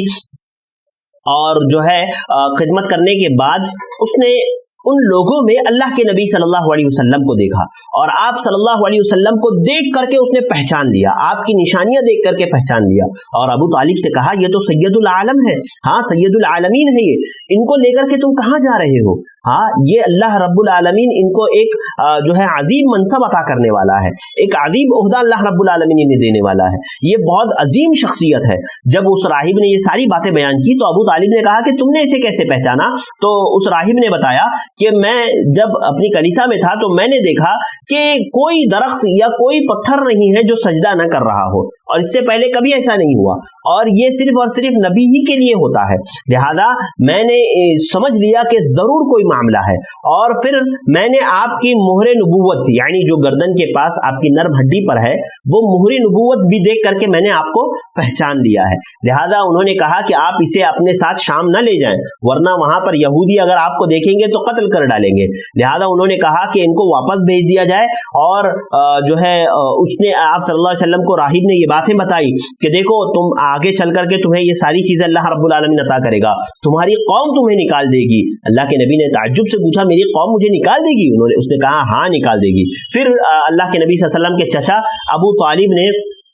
آپ صلی اللہ علیہ وسلم کو ان جو ہے کچھ غلاموں کے ساتھ واپس سے مکہ روانہ کر دیا، وہ شام ان کو نہیں لے گئے اللہ کے نبی صلی اللہ علیہ وسلم کو۔ یہی واقعہ سنن ترمذی میں بھی موجود ہے، جس کو علامہ البانی نے صحیح قرار دیا ہے، حدیث نمبر 3620، سنن ترمذی 3620۔ اس کے بعد آپ صلی اللہ علیہ وسلم کی زندگی بڑی جفا کشی کی زندگی رہی۔ آپ صلی اللہ علیہ وسلم نے بکریاں چرائی، چند عوض کے ذریعے سے، چند پیسوں کے لیے آپ صلی اللہ علیہ وسلم نے جو ہے بکریاں بھی چرائی ہے۔ اور یہ تو مشہور ہے نا کہ کوئی نبی نہیں ہے جس نے بکریاں نہ چرائی ہو، تمام انبیاء کرام نے بکریاں چرائی۔ اللہ رب العالمین ان کے صبر کو سیکھنے کے لیے، استقامت کو سیکھنے کے لیے یہ معاملہ ان کے ساتھ کیا کرتا تھا۔ اللہ کے نبی صلی اللہ علیہ وسلم ہی کی صحیح بخاری کی روایت ہے، حدیث نمبر 2262 صحیح بخاری میں اللہ کے نبی صلی اللہ علیہ وسلم نے فرمایا، حضرت ابو ہریرہ راوی حدیث ہے، فرماتے ہیں اللہ کے نبی نے کہا ما بعث اللہ نبیا الا رعى الغنم، کہ اللہ کے نبی صلی اللہ علیہ وسلم نے کسی بھی نبی کو مبعوث نہیں کیا مگر انہوں نے بکریاں چرائی، یعنی ہر نبی نے جو ہے بکریاں چرائی۔ فقال اصحابہ، اللہ کے نبی صلی اللہ علیہ وسلم کے صحابہ نے پوچھا وانت، اللہ کے نبی صلی اللہ علیہ وسلم آپ نے بھی چلائی؟ فقال نعم، آپ صلی اللہ علیہ وسلم فرمایا ہاں، كنت ارعاها على قراريط لاهل مکہ، کہ میں جو ہے چند قیرات کی تنخواہ کے لیے اہل مکہ کی بکریاں چرایا کرتا تھا۔ یعنی آپ صلی اللہ علیہ وسلم نے بکریاں بھی چرائی ہے جو ہے چند قرارید کی تنخواہ پر، آپ صلی اللہ علیہ وسلم نے بکریاں بھی چرائی ہے۔ اسی طرح سے آپ صلی اللہ علیہ وسلم نے تجارتی سفر بھی کیے ہیں۔ آپ صلی اللہ علیہ وسلم نے اپنی زندگی میں، چونکہ عرب کا پیشہ ہی تجارت تھا، لہذا آپ صلی اللہ علیہ وسلم کی عمر جب 25 سال کی ہوئی تو خدیجہ بنت خویلد، یہ ایک عرب کی مشہور خاتون تھی، تاجرہ تھی اور بہت مالدار خاتون تھی، جو حضرت خدیجہ رضی اللہ تعالی عنہا تھی، اور یہ بہت مالدار خاتون تھی۔ لہذا ان کو اللہ کے نبی صلی اللہ علیہ وسلم کی امانت داری، آپ کی سچائی، آپ کی ایمانداری کا پتہ چلا، تو حضرت خدیجہ نے آپ کو ایک پیشکش کی اللہ کے نبی صلی اللہ علیہ وسلم کو، جب آپ کی عمر 25 سال تھی، کہا کہ آپ میرا مال تجارت کا جو ہے مکہ لے جائیے، جو میں دوسرے لوگوں کو دیتی ہوں جو حصہ، وہی حصہ میں آپ کو بھی دوں گی۔ اللہ کے نبی صلی اللہ علیہ وسلم نے جو آپس میں معاہدہ ہوا اس پر آپ صلی اللہ علیہ وسلم راضی ہوئے۔ آپ صلی اللہ علیہ وسلم نے ان کے غلام، ایک میسرہ تھا ان کا غلام، حضرت خدیجہ رضی اللہ تعالیٰ عنہ کا غلام، اس کو اللہ کے نبی صلی اللہ علیہ وسلم نے ساتھ لیا اور تجارت کے لیے شام کا سفر کیا، شام کی طرف روانہ ہوئے۔ اور جب آپ صلی اللہ علیہ وسلم شام کی طرف تجارت کے لیے گئے اور پھر جب واپس آئے تجارت کر کے، تو حضرت خدیجہ رضی اللہ تعالیٰ عنہ نے دیکھا کہ جو عام لوگ جاتے تھے جتنا منافع لے کر آتے تھے اس سے کئی گنا منافع اللہ کے نبی صلی اللہ علیہ وسلم نے لے کر آیا ہے۔ اور میسرہ جو غلام حضرت خدیجہ کا آپ صلی اللہ علیہ وسلم کے ساتھ تھا، اس نے ایک ایک چیز اللہ کے نبی کی بیان کی، آپ کی ایمانداری، آپ کی امانت داری، آپ کی سچائی، آپ کے اخلاق، اتنے اچھے انداز میں تذکرہ کیا کہ حضرت خدیجہ رضی اللہ تعالی عنہا کا دل آپ کی طرف مائل ہوا کہ آپ سے نکاح کیا جائے۔ حالانکہ حضرت خدیجہ رضی اللہ تعالی عنہا عرب کی وہ خاتون تھی جن کو بڑے بڑے سرداروں نے پیغام نکاح بھیجا تھا، کیونکہ یہ بھی کوئی معمولی شخصیت نہیں تھی۔ حضرت خدیجہ رضی اللہ تعالی عنہا بڑی مالدار اور بڑے اعلیٰ نسب کی، بڑے اچھے خاندان کی، بڑی عزت دار خاتون تھی، لہذا عرب کے بڑے بڑے سرداروں نے آپ کو پیغام نکاح بھیجا تھا حضرت خدیجہ کو، لیکن انہوں نے کسی کا قبول نہیں کیا۔ انہوں نے اللہ کے نبی صلی اللہ علیہ وسلم کو پیغام نکاح بھیجا، اللہ کے نبی کے پاس یہ بات گئی، اللہ کے نبی نے اپنے چچا سے مشورہ کیا، چچا نے حضرت خدیجہ رضی اللہ تعالیٰ عنہ کے چچا سے بات کی، اور پھر بات جو ہے پکی ہو گئی، بات طے ہو گئی، اور آپ صلی اللہ علیہ وسلم کا نکاح حضرت خدیجہ رضی اللہ تعالیٰ عنہ سے کر دیا گیا۔ اور جو ہے آپ صلی اللہ علیہ وسلم کا نکاح جب حضرت خدیجہ سے کیا گیا، آپ صلی اللہ علیہ وسلم کی عمر 25 سال تھی، حضرت خدیجہ کی عمر ایک روایت کے مطابق 40 سال تھی اور ایک روایت کے مطابق 28 سال تھی۔ بعض اہل تاریخ کے نزدیک 28 تھی اور بعض اہل تاریخ کے نزدیک حضرت خدیجہ رضی اللہ تعالیٰ عنہ کی عمر 40 سال تھی، اور 40 سال ہی مشہور ہے۔ اور اللہ کے नबी सल्लल्लाहु अलैहि वसल्लम की जितनी भी औलादें हैं सारी की सारी हजरत खदीजा रज़ी अल्लाह तआला अन्हा से हैं, सिर्फ सिवाय जो है इब्राहिम के बाकी आप चाहे कासिम हो, चाहे हजरत रुकैया हो, उम्मे कुलसुम हो, ज़ैनब हो, फातिमा हो या अब्दुल्ला हो, ये सारे के सारे अल्लाह के नबी सल्लल्लाहु अलैहि वसल्लम की औलादें जो थी ये हजरत खदीजा रज़ी अल्लाह तआला अन्हा ही से थी। अच्छा, अब इसी दौरान एक वाक़या पेश आया काबतुल्लाह की तामीर का। काबतुल्लाह का मामला ये था ना कि अरब ने काबतुल्लाह को दोबारा तामीर किया। एक मरतबा तो हजरत इब्राहिम ने किया, उसके बाद एक सैलाब आने की वजह से वो काबतुल्लाह टूट गया था, लिहाजा काबतुल्लाह की दीवारें गिर गई थी, लिहाजा अरब ने सोचा कि इसको दोबारा तामीर किया जाए। अरबों ने सोचा और मुशरिकीन ने इरादा किया कि इसको तामीर करेंगे लेकिन इसमें कोई भी हराम पैसा नहीं लगाएगा। लिहाजा तमाम के तमाम लोगों ने जो है अपने हलाल पैसे जमा किए और काबतुल्लाह की जो दीवारें बची कुछ दीवारें थी, अब उन दीवारों को ढाना था, गिराना था, लिहाजा लोग गिराने से डर रहे थे। लेकिन वलीद बिन मुगीरा मखजूमी आगे बढ़ा, उसने एक दीवार गिराई, दूसरी दीवार गिराई, तो लोगों ने देखा कि उस पर कोई आफत और बला नहीं आई, लिहाजा उन लोगों ने सारी दीवारें गिरा दी। गिरा करके जो हजरत इब्राहिम अलैहिस्सलाम ने जो बुनियाद रखी थी वहां तक गिराई और फिर वहां से दोबारा उसको तामीर करना शुरू कर दिया। अब तमाम के तमाम अरबी कबाइल जो मिल करके उसको तामीर कर रहे थे और तमाम के तमाम जो है उसमें एक दूसरे का हाथ बटा रहे थे और तमाम के तमाम मिल करके उसको तामीर कर रहे थे। लेकिन जब बात हजर अस्वद की रखने की आई तो आपस में इख्तिलाफ हो गया कबाइल के दरमियान कि हजर अस्वद को कौन रखेगा, क्योंकि ये बड़े शर्फ का काम था, बड़ी मंजिलत का काम था, हाँ बड़ी इज्जत का काम था। लिहाजा सब आपस में झगड़ा हो गया, यहाँ तक के मौका ये था कि तलवारें निकल जाए। उन लोगों ने बैठ करके, उनके जो बुजुर्ग थे उन लोगों ने बैठ करके मशवरा किया कि इस तरह से हल होने वाला नहीं है मसला, लिहाजा एक काम करते हैं, हम मशवरा करते हैं। मशवरा ये किया गया कि इस दरवाजे से यानी काबतुल्लाह के दरवाजे से जो सबसे पहले दाखिल होगा, मस्जिद हराम के दरवाजे में जो सबसे पहले दाखिल होगा वही जो है इस परेशानी का फैसला करेगा कि कैसे इस मामले को हल किया जाए। लिहाजा जो शख्स सबसे पहले दाखिल होने वाले थे, पता है वो आपको कौन थे? वो मुहम्मदुर रसूलुल्लाह सल्लल्लाहु अलैहि वसल्लम थे। जब अल्लाह के नबी सल्लल्लाहु अलैहि वसल्लम को जो ही देखा सब के सब खुश हो गए और चीख उठे, पुकार उठे, हाँ कि हादल अमीन रज़ीना हूँ हादा मोहम्मद, कि ये तो अमानतदार है, हम इससे राजी है, ये मोहम्मद है। लिहाजा आप सल्लल्लाहु अलैहि वसल्लम की, चूंकि आप सल्लल्लाहु अलैहि वसल्लम की अमानतदारी, आपकी सच्चाई, आपकी ईमानदारी अरब में मशहूर थी, आप अरब के सबसे बेहतरीन शख्स थे, लिहाजा वो लोग खुश हो गए आपके आने से कि हाँ ये बहुत सही फैसला करेंगे। लिहाजा अल्लाह के नबी सल्लल्लाहु अलैहि वसल्लम ने पूरा मामला सुना और कहा कि एक बड़ा सा कपड़ा लाया जाए। एक बड़ा सा कपड़ा लाया गया, उसमें आप सल्लल्लाहु अलैहि वसल्लम ने अपने हाथों से उठा करके हजर अस्वद को रखा। कहा सारे कबीले के जो अशरफ लोग हैं, सब सारे कबीले के जो बड़े लोग हैं वो आगे आ जाए, और सब कबीले से एक एक शख्स आगे आया। सब ने उस कपड़े को पकड़ा यानी हजर अस्वद को उठाया। जैसे ही वो हजर अस्वद की जगह के करीब वो पत्थर किया गया, अल्लाह के नबी सल्लल्लाहु अलैहि वसल्लम ने अपने हाथों से उठा करके उसको नसब कर दिया। सब ने कहा कि ये फैसला बड़ा बेहतरीन फैसला था, बड़ा अच्छा फैसला था। लेकिन मामला ये हुआ ना कि काबतुल्लाह तामीर तो हो गया था, चूंकि वो हलाल माल से वो लोग काबतुल्लाह की तामीर कर रहे थे ना, तो पैसे कम पड़ गए। लिहाजा उन लोगों ने जो है जो शुमाल की तरफ का जो हिस्सा था काबा का, उसको उन लोगों ने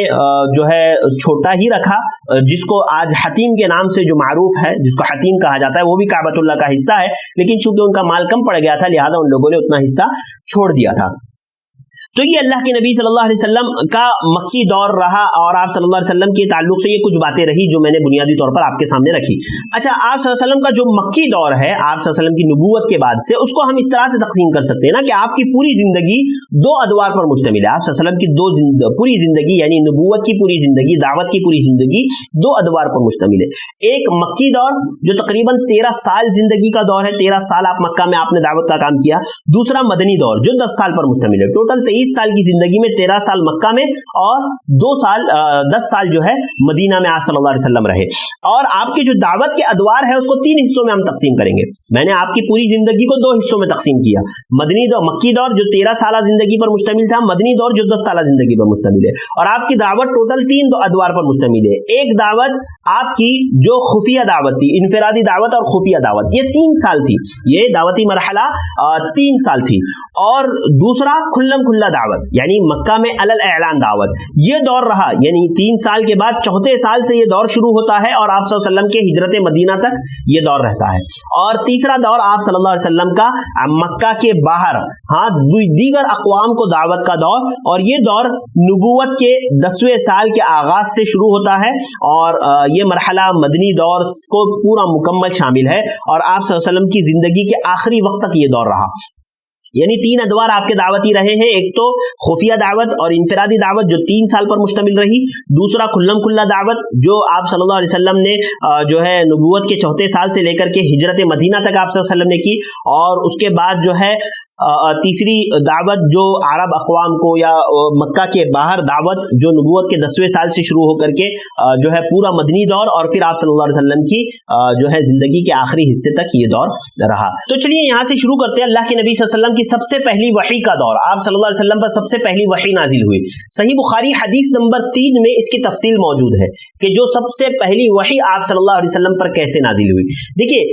صحیح بخاری ہی میں حدیث نمبر 3 کی ابتدا میں اللہ کے نبی صلی اللہ علیہ وسلم نے یہ بتایا کہ وحی کی ابتدا اس طرح سے ہوئی کہ آپ صلی اللہ علیہ وسلم رات میں جو خواب دیکھتے تھے، آپ صلی اللہ علیہ وسلم کو جو خواب دکھایا جاتا تھا، دوسرے دن صبح ویسے ہی خواب مکمل ہو جایا کرتا تھا. سب سے پہلے آپ جو ہے رؤیا دیکھتے تھے، یعنی خواب دیکھتے تھے، خواب جیسے ہی رات میں آپ نے دیکھا دوسرے دن برابر ویسے ہی خواب پورا ہو جایا کرتا تھا. اور آپ صلی اللہ علیہ وسلم عبادات کی خاطر جو ہے غار حرا میں آپ صلی اللہ علیہ وسلم چلے جایا کرتے تھے، اور آپ نے جو ہے علیحدگی اختیار کر لی تھی لوگوں سے. آپ اکیلے وہاں رہتے تھے، مہینوں آپ گزارتے تھے، دنوں رات وہاں آپ رہتے تھے. توشہ اپنے ساتھ لے جاتے تھے، توشہ ختم ہو جا حضرت خدیجہ رضی اللہ تعالیٰ عنہا آپ کو لا کر کے دیتی تھی. لہذا آپ صلی اللہ علیہ وسلم غار حرا میں آپ جو ہے اکیلے رہا کرتے تھے. اسی دوران ایک وقت ایسا آیا کہ جب آپ غار حرا میں اکیلے تھے، حضرت جبرائیل علیہ السلام آپ صلی اللہ علیہ وسلم کے پاس آئے اور آ کر کے آپ صلی اللہ علیہ وسلم سے کہا اقرا، پڑھو. آپ صلی اللہ علیہ وسلم کہا ما انا بقاری، میں پڑھا ہوا نہیں ہوں. پھر انہوں نے دبایا. پھر اللہ کے نبی صلی اللہ علیہ وسلم سے کہا کہ پڑھو. آپ صلی اللہ علیہ وسلم کہا کہ میں پڑھا ہوا نہیں ہوں. پھر انہوں نے دبایا. پھر تیسری مرتبہ بھی ایسے ہی ہوا اور پھر انہوں نے کہا اقرا، پڑھو اپنے رب کے نام سے، اقرا بسم ربک الذی خلق خلق الانسان من علق اقرا وربک الاکرم. اور یہ ابتدائی آیات جو سورۃ العلق کی ابتدائی آیات ہے، یہ آیات کا نزول اللہ کے نبی صلی اللہ علیہ وسلم پر ہوا. دیکھیے یہ چونکہ بارہا ہم نے یہ باتیں سنی ہے، لہذا میں اس پر زیادہ وقت نہ لیتے ہوئے تھوڑا سا تیزی سے یہاں سے میں انشاءاللہ گزروں گا اور آگے ہم لوگ بڑھیں گے. لہذا اللہ کے نبی صلی اللہ علیہ وسلم پر وحی آئی، حضرت جبرائیل نے یہ سارے واقعہ ہوا، اللہ کے نبی صلی اللہ علیہ وسلم کو دبایا، آپ صلی اللہ علیہ وسلم پر سورہ علق کی ابتدائی آیات کا نزول ہو گیا. آپ صلی اللہ علیہ وسلم کے ساتھ جب یہ واقعہ ہوا تو آپ ڈر گئے. آپ کہتے ہیں اللہ کے نبی صلی اللہ علیہ وسلم کا صحیح بخاری کی اسی حدیث میں ہے کہ آپ صلی اللہ علیہ وسلم ڈر گئے. دوڑتے ہوئے حضرت خدیجہ رضی اللہ تعالیٰ عنہ کے پاس گئے اور کہا زملونی زملونی، مجھے چادر اڑا دو، مجھے چادر اڑا دو. پھر حضرت خدیجہ نے آپ کو چادر اڑائی. حضرت خدیجہ کے سامنے جب تھوڑا سا آپ نارمل ہوئے تو آپ صلی اللہ علیہ وسلم نے حضرت خدیجہ کے سامنے یہ بات کہی کہ مجھے ڈر ہے اپنی جان کا، اپنی خوف کا کہ کہیں میں ہلاک نہ کر دیا جاؤں. لہذا حضرت خدیجہ رضی اللہ تعالیٰ عنہ کو آپ نے پورا واقعہ بتایا، جس پر حضرت خدیجہ رضی اللہ تعالیٰ عنہ نے آپ کو ہمت دی، آپ کو حوصلہ دیا. دیکھیے یہ خاتون ایک اچھی خاتون کی پہچان ہوتی ہے، نیک اور صالح خاتون کی پہچان ہوتی ہے کہ وہ اپنے شوہر کا ساتھ دیتی ہے ہر معاملے میں، اور اس کی ہمت کو بڑھاتی ہے، کمزور نہیں کرتی ہے اس کو. لہذا حضرت خدیجہ رضی اللہ تعالیٰ عنہ کے وہ الفاظ جو آپ صلی اللہ علیہ وسلم کے اخلاق کو، عمدہ اخلاق کو بیان کرتے ہیں، حضرت خدیجہ کی یہ وہ الفاظ تھے. حضرت خدیجہ نے فرمایا فقالت خدیجہ کلا واللہ لا یخزیک اللہ ابدا، کہ اے اللہ کے نبی، اے محمد، آپ کو اللہ تعالیٰ ہرگز رسوا نہیں کرے گا. کیوں؟ فإنک لتصل الرحم وتحمل الکلب وتکسب المعدوم وتقری الضیف وتعین علی نوائب الحق، کہ آپ رشتوں کو جوڑنے والے ہیں، آپ بوجھل لوگوں کا بوجھ اٹھانے والے ہیں، آپ جو ہے مہمان کی مہمان نوازی کرنے والے ہیں، آپ راستے سے بھٹکے ہوئے کو راستہ دکھانے والے ہیں. لہذا آپ یہ تمام خیر کے کام انجام دینے والے، اللہ تعالیٰ آپ کو کیسے ضائع کر سکتا ہے. یہ خدیجہ رضی اللہ تعالیٰ عنہ نے اللہ کے نبی صلی اللہ علیہ وسلم کو ہمت دلائی، آپ کو حوصلہ دلایا. اس کے بعد حضرت خدیجہ رضی اللہ تعالیٰ عنہ انہیں ورقہ بن نوفل کے پاس لے گئی اور اس نے آپ صلی اللہ، وہ جو ہے عیسائی ہو چکا تھا اور جو ہے وہ اپنے دین اور دینی امور کو جانتا تھا. لہذا وہ حضرت خدیجہ رضی اللہ تعالیٰ عنہ کے چچا زاد بھائی تھا وہ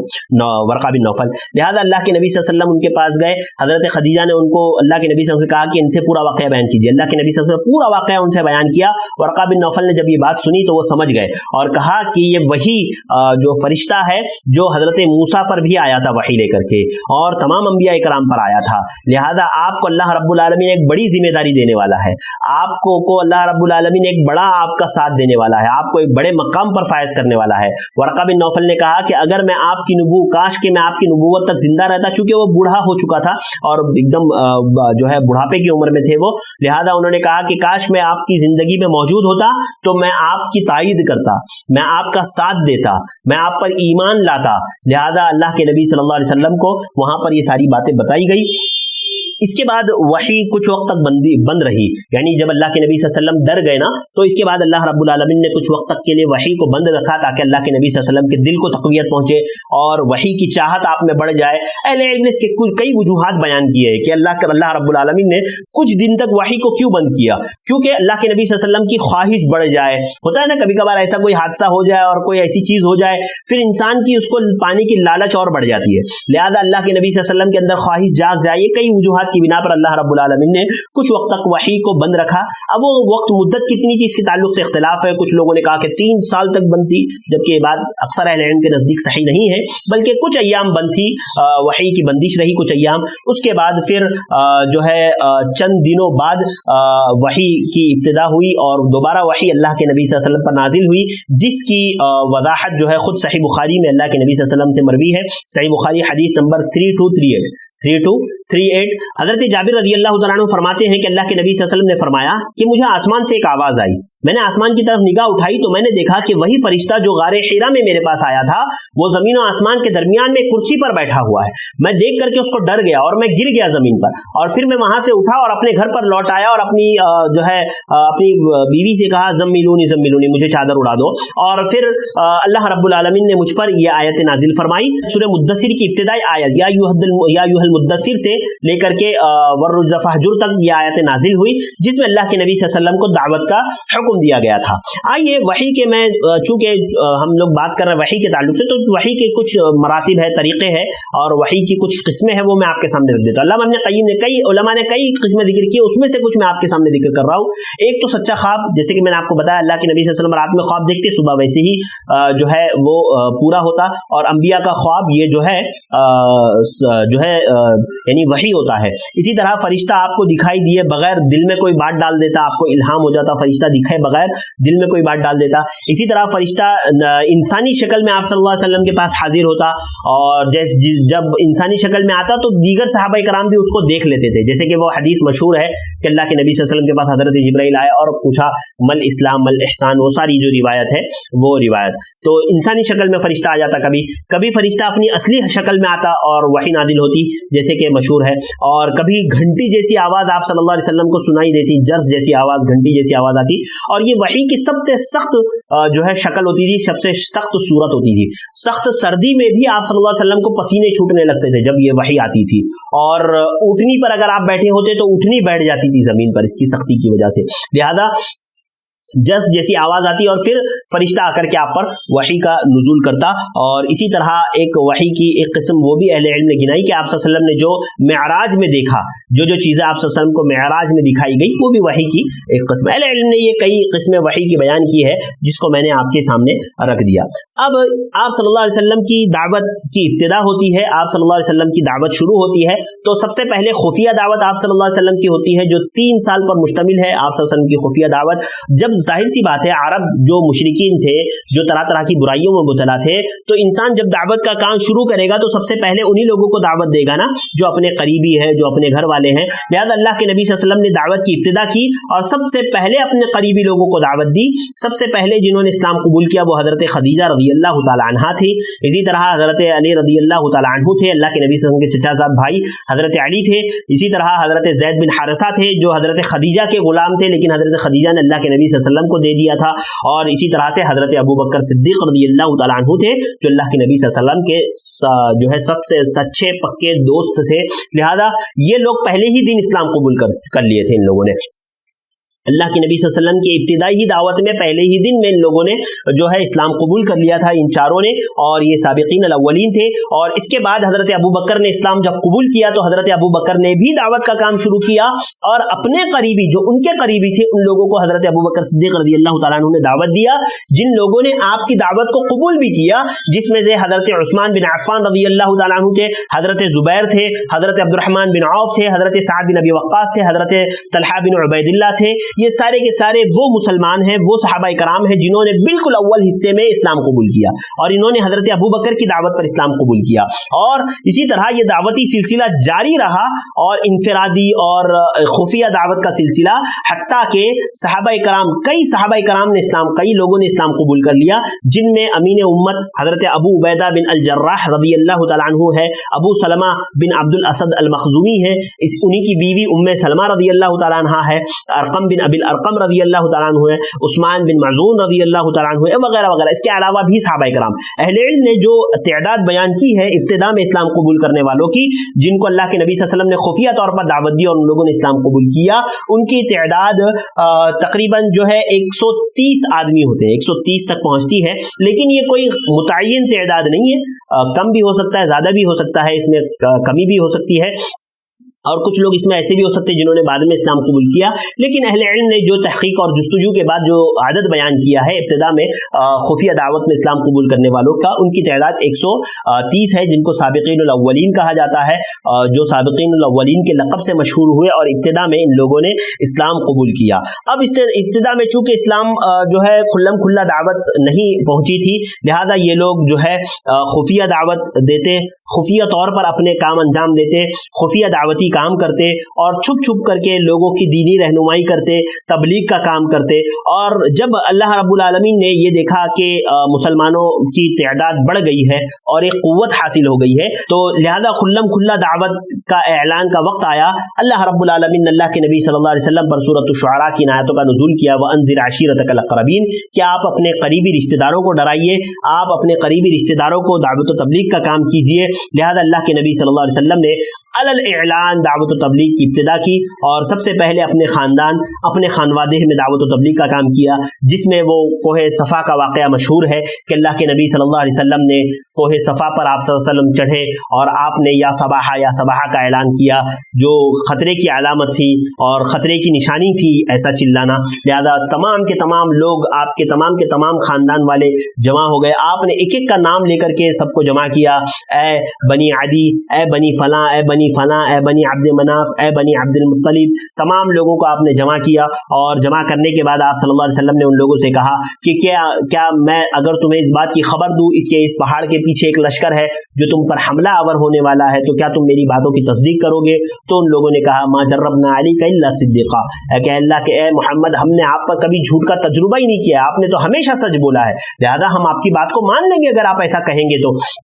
लिहाजा अल्लाह के नबी सल्लल्लाहु अलैहि वसल्लम ने कहा कि मैं तुम्हें अल्लाह रब्बुल आलमीन के अज़ाब से डराता हूँ, और आप सल्लल्लाहु अलैहि वसल्लम ने उन लोगों के सामने दावत पेश की। और फिर आप सल्लल्लाहु अलैहि वसल्लम ने एक एक कबीले का, एक एक ख़ानदान का नाम लेकर के फरमाया, ए बनी मुर्रा बिन काब, ए बनी कुसै, ए बनी अब्द मनाफ, ए बनी अब्द शम्स, ए बनी हाशिम, हाँ ए बनु अब्दुल मुत्तलिब, ए अब्बास बिन अब्दुल मुत्तलिब। आपने हर एक का नाम ले लेकर के कहा कि मैं तुम्हें कोई नफ़ा और नुकसान का मालिक नहीं हूँ, हाँ मैं तुम्हें कुछ नहीं दे सकता, मैं तुम्हारे कुछ काम नहीं आ सकता, लिहाजा तुम अपने आप को जहन्नम की आग से बचा लो, तुम अपने आप को जहन्नम की आग से बचा लो, हाँ मैं तुम्हारे कुछ काम नहीं आ सकता, तुम अपने आप को जहन्नम की आग से बचा लो। अल्लाह के नबी सल्लल्लाहु अलैहि वसल्लम ने हर एक का नाम ले लेकर के, हत्ता कि आप सल्लल्लाहु अलैहि वसल्लम ने यहाँ तक कहा कि ए फातिमा बिन्त मोहम्मद, मैं तुम्हारे कुछ काम नहीं आ सकता, तुम अपने आप को जहन्नम की आग से बचा लो, दुनिया में जो कुछ मांगना है मुझसे मांग लो, लेकिन जो है तुम अपने आप को जहन्नम की आग से बचा लो। लिहाजा अल्लाह के नबी सल्लल्लाहु अलैहि वसल्लम ने जो है अपनी दावत का आगाज कर दिया खुल्लम खुल्ला अलल ऐलान, और लोगों में दावत का काम होने लगा। तो अजीज भाइयों और मेरी माओ बहनों, मैंने आपके सामने आपका इब्तिदाई दौर रखा, यानी 3 साल दावत और तबलीग मुख्तसरन मैंने आपके सामने रखा कि खुफिया दावत रही और बहुत सारे लोगों ने इस्लाम कबूल किया। इसके बाद एलानिया दावत आप सल्लल्लाहु अलैहि वसल्लम ने पेश की, اپنے خاندان والوں کو جمع کیا کوہ صفا پر. آپ صلی اللہ علیہ وسلم نے لوگوں کو پکار کر کے کہا, اور آپ صلی اللہ علیہ وسلم کی دعوت و تبلیغ تمام لوگوں میں مشہور ہو گئی, تمام عرب میں مشہور ہو گئی, اور بہت سارے لوگ مسلمان ہونے لگے. جوک در دوک لوگ مسلمان بہت سارے لوگ مسلمان ہونے لگے. تو عرب کو اب یہ پریشانی ہونے لگی, مشرکین کو یہ پریشانی ہونے لگی, سرداروں کو یہ پریشانی ہونے لگی کہ اگر ایسے ہی چلتا رہا تو اب تو چونکہ اللہ کے نبی کا خلم کھلا دعوت کا اعلان کر کے صرف 2 ہی مہینہ ہوا تھا کہ حج کا مہینہ آ گیا. ہاں, یعنی علل اعلان دعوت و تبلیغ شروع ہو کر کے 2 ہی مہینہ ہوا تھا کہ حج کا موقع آ گیا. اب کفار و مشرکین کو, عرب کے مشرکین کو اس بات کی فکر لاحق ہوئی کہ اب جب دور دراز سے لوگ حج کے لیے مکہ آئیں گے اور اللہ کے نبی کی باتوں کو سنیں گے تو وہ متاثر ہو جائیں گے اور آپ کے دین کو قبول کر لیں گے. لہذا اب عرب آنے والے لوگوں کو کیسے روکا جائے, اور مکہ آنے والے لوگوں کو اللہ کے نبی صلی اللہ علیہ وسلم سے کیسے روکا جائے, اس بات کا مشورہ ان لوگوں نے کرنے کے لیے ایک مجلس متعین کی کہ حجاج کو کیسے روکے. ایک مجلس متعین کی جو ولید بن مغیرہ کے پاس تمام لوگ اکٹھا ہوئے اور مشورہ کرنے لگے کہ کیا کہا جائے. لہذا ولید بن مغیرہ نے, جو ان لوگوں میں تھوڑا سا سمجھدار عقل مند انسان تھا ان کے اعتبار سے, لہذا اس نے کہا کہ چلو تم لوگ بتاؤ کہ کیا کیا کہہ سکتے ہو. تو ایک نے کہا کہ ہم یہ کہیں گے آنے والے حجاج سے کہ محمد کی بات نہ سنے, وہ کاہن ہے, وہ کاہن ہے. لہذا ولید بن مغیرہ نے کہا کہ نہیں واللہ وہ کاہن نہیں ہے, کیونکہ ہم نے کاہنوں کو دیکھا ہے اور اس شخص کا انداز کاہنوں جیسا نہیں ہے, اس کے پاس کاہنوں جیسی گنگناہٹ بھی نہیں ہے اور ان جیسی قافیہ گوئی بھی وہ نہیں کرتا ہے, لہذا وہ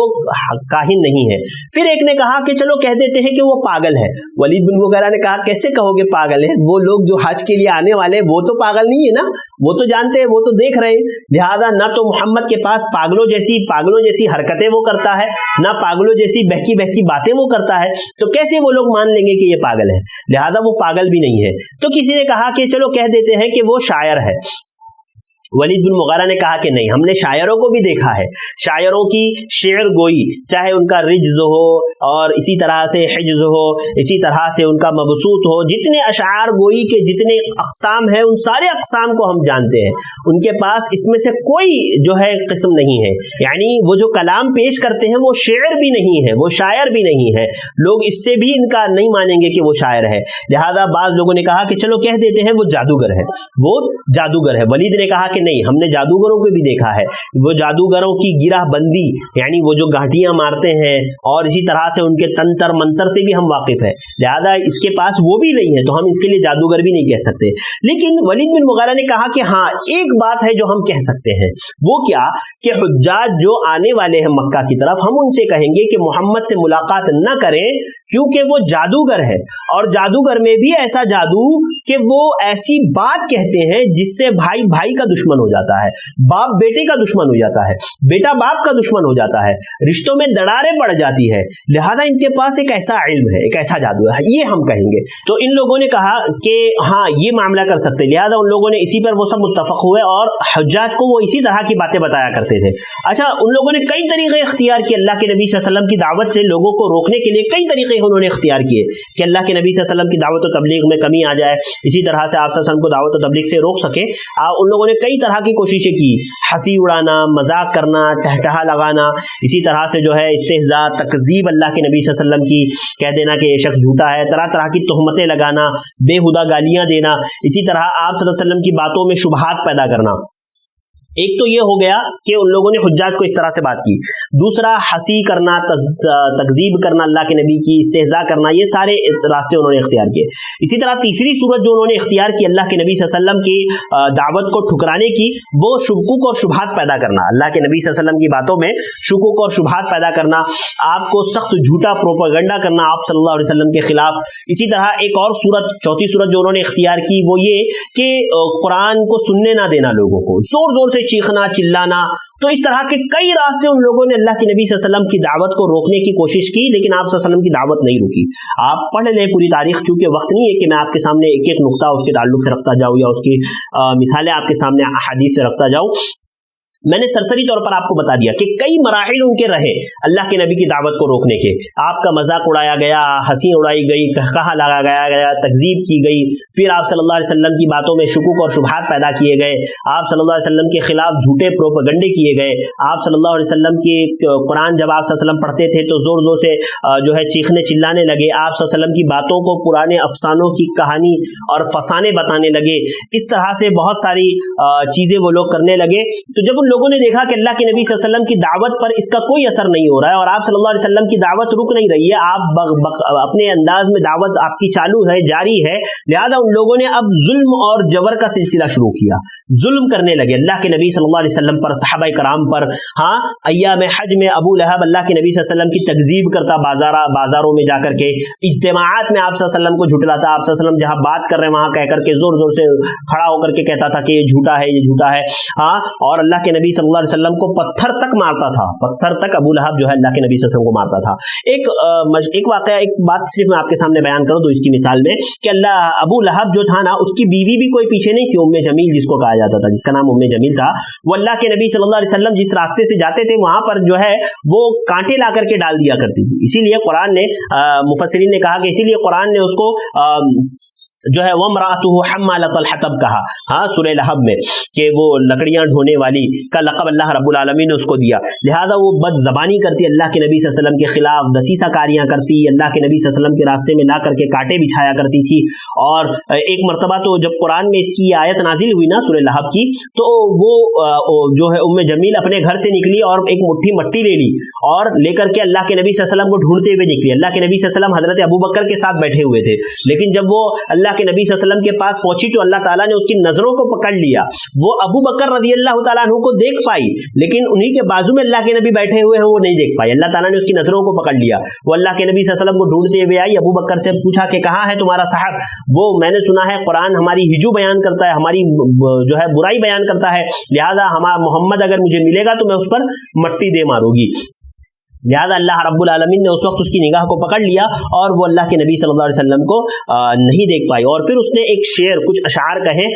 جو مسند بزار میں یہ روایت موجود ہے اور یہ روایت حسن ہے, یعنی اس کا پورا واقعہ ام جمیل کا مسند بزار میں موجود ہے اور یہ حسن واقعہ ہے. لہذا عرب کے لوگوں نے مختلف قسم سے, مشرکین نے اللہ کے نبی صلی اللہ علیہ وسلم کی دعوت کو روکنے کی کوشش کی, لیکن جب آپ کی دعوت نہیں رکی تو اب ان لوگوں نے ارادہ کیا کہ اب بات چیت کرتے ہیں. یہ سارے کام کر کے دیکھ لیے, ظلم کر کے دیکھ لیا, آپ صلی اللہ علیہ وسلم کے ساتھ جو ہے زبردستی کر کے دیکھ لی, آپ کا جو ہے مذاق اڑا کر کے دیکھ لیا, سارے راستے اختیار کر کے دیکھ لیے. جب کچھ نہیں بنا تو ان لوگوں نے کہا کہ چلو بات کرتے ہیں. تو پہلا وفد ابو طالب کے پاس, اللہ کے نبی صلی اللہ علیہ وسلم کے چچا ابو طالب کی خدمت میں آیا اور اس وفد نے کہا مشرکین کے کہ دیکھو تمہارا بھتیجا محمد ہمارے تعلق سے صلی اللہ علیہ وسلم اس طرح کی باتیں کرتا ہے, ہمارے بتوں کو جو ہے باطل قرار دیتا ہے, ہماری عقلوں کو بیوقوف کہتا ہے, ہم لوگوں کو احمق کہتا ہے, لہذا تم اسے روکو, تم اسے روکو. اگر نہیں روکو گے تو پھر ہمارے اور جو ہے ہمارا اور تمہارا معاملہ جو ہے ہم دیکھ لیں گے, پھر لہذا تم اسے روکو. جب ان لوگوں نے دیکھا کہ پہلی مرتبہ وفد آیا, ابو طالب سے بیان کیا, ابو طالب نے لائٹ لیا, چھوڑ دیا. پھر جب دیکھا کہ یہ لوگ نہیں رک رہے تو دوسری مرتبہ وفد آیا اور اب قریش کو دھمکی دینے لگا. ہاں, ابو طالب کو دھمکی دینے لگا اور قریش کا سرداروں کا وفد آیا مشرکین کے, اور ابو طالب سے کہا کہ دیکھو تمہارے بھتیجے کو ہم نے تم سے پہلے بھی بیان کر چکا ہے, تمہارا بھتیجا رک نہیں رہا, تمہارے بھتیجے کی دعوت رک نہیں رہی, لہذا تم اس کو کسی طرح روکو. اگر وہ نہیں رکا تو پھر ہم ایک ایسا لشکر لے کر کے تم پر حملہ آور ہوں گے اور جو تمہیں بچا نہیں پائے گا, پھر کوئی تمہیں بچا نہیں پائے گا. ابو طالب کو جب ان لوگوں نے دھمکی دی تو ابو طالب تھوڑا سا نرم پڑ گئے. اللہ کے نبی صلی اللہ علیہ وسلم کو انہوں نے بلایا, اللہ کے نبی صلی اللہ علیہ وسلم سے کہا کہ دیکھو تمہاری قوم میرے پاس آئی تھی اور ان لوگوں نے اس طرح کی بات کی ہے, لہذا وہ چاہتی ہے کہ تم اپنی دعوت سے اپنے کام سے رک جاؤ. اللہ کے نبی صلی اللہ علیہ وسلم نے کہا کہ اے میرے چچا, اگر وہ میرے ہاتھ میں ایک ہاتھ میں چاند اور دوسرے ہاتھ میں سورج لا کر کے رکھ دے اور مجھے کہے کہ میں اس دعوت سے پھر جاؤں تو میں نہیں پھر سکتا, تب بھی میں اس دعوت سے نہیں پھر سکتا. جب ابو طالب نے آپ کے اس ہمت حوصلے کو دیکھا تو ابو طالب نے کہا کہ اے میرے بھتیجے جا, تجھے جو کرنا ہے کر, میں تیرے ساتھ ہوں, ہاں جو بھی ہوگا دیکھ لیں گے. لہذا ابو طالب آپ صلی اللہ علیہ وسلم کے ساتھ ڈٹے رہے, آپ صلی اللہ علیہ وسلم کے ساتھ آپ جمے رہے اور آپ صلی اللہ علیہ وسلم کی دعوت و تبلیغ اسی طرح سے جاری رہی. دار ارقم ایک جگہ تھی جو مکہ سے تھوڑا سا دور ایک علاقہ تھا جہاں پر بہت کم لوگ آیا جایا کرتے تھے. وہاں پر آپ صلی اللہ علیہ وسلم نے اپنی مجلس متعین کیا کرتے تھے آپ صلی اللہ علیہ وسلم, جہاں صحابہ کرام کو آپ صلی اللہ علیہ وسلم قرآن و حدیث کی باتیں سکھایا کرتے تھے, کتاب و سنت کی آپ باتیں سکھایا کرتے تھے, اچھے اخلاق سکھایا کرتے تھے, توحید کی باتیں سکھایا کرتے تھے اللہ کے نبی صلی اللہ علیہ وسلم دار ارقم میں. जो अरकम बिन अबी अरकम रज़ी अल्लाह तआला अन्हु का घर था। लिहाजा ये सिलसिला चलता रहा यहाँ तक कि मुसलमानों पर जुल्म और तशद्दुद का सिलसिला बढ़ गया। मुशरिकीन अल्लाह के नबी सल्लल्लाहु अलैहि वसल्लम और सहाबाए कराम पर सख्त जुल्म करने लगे, बहुत ज़्यादा जुल्म करने लगे। लिहाजा सहाबाए कराम पर जो जुल्म और तशद्दुद किया जा रहा था मुशरिकीन की जानिब से, तो अल्लाह रब्बुल आलमीन ने एक राह खोल दी और सूरह ज़ुमर आयत नंबर 10 नाजिल हुई, लिल्लज़ीना अहसनु फ़ी हाज़िहि दुनिया हसनह व अर्दुल्लाहि वासिअह इन्नमा युवफ़्फ़स-साबिरून अजरहुम बिग़ैरि हिसाब, कि जो अच्छाई करेगा उसको अच्छा बदला मिलेगा और अल्लाह रब्बुल आलमीन की ज़मीन वासिअ है, अर्दुल्लाहि वासिअह, और अल्लाह रब्बुल आलमीन सब्र करने वालों को पूरा पूरा बदला देगा, पूरा पूरा अजर देगा। लिहाजा जब ये आयत नाजिल हुई और अल्लाह के नबी सल्लल्लाहु अलैहि वसल्लम के लिए हिजरत का हुक्म नाजिल हुआ और आप सल्लल्लाहु अलैहि वसल्लम को पता था कि हबशा का बादशाह असहामा नज्जाशी बादशाह जो है इंसाफ पसंद है, आदिल है और जो है इंसाफ करने वाला है, लिहाजा अल्लाह के नबी सल्लल्लाहु अलैहि वसल्लम ने सहाबाए कराम को हुक्म दिया कि वो हबशा की जानिब हिजरत कर जाए। ये पहली हिजरत थी जो रजब 5 नबवी में, यानी अल्लाह के नबी सल्लल्लाहु अलैहि वसल्लम को नबूवत मिलने के 5वें साल 5वीं नबवी में पेश आई। सबसे पहली हिजरत रजब में पेश आई, जिसमें जो है हजरत 4 मर्द,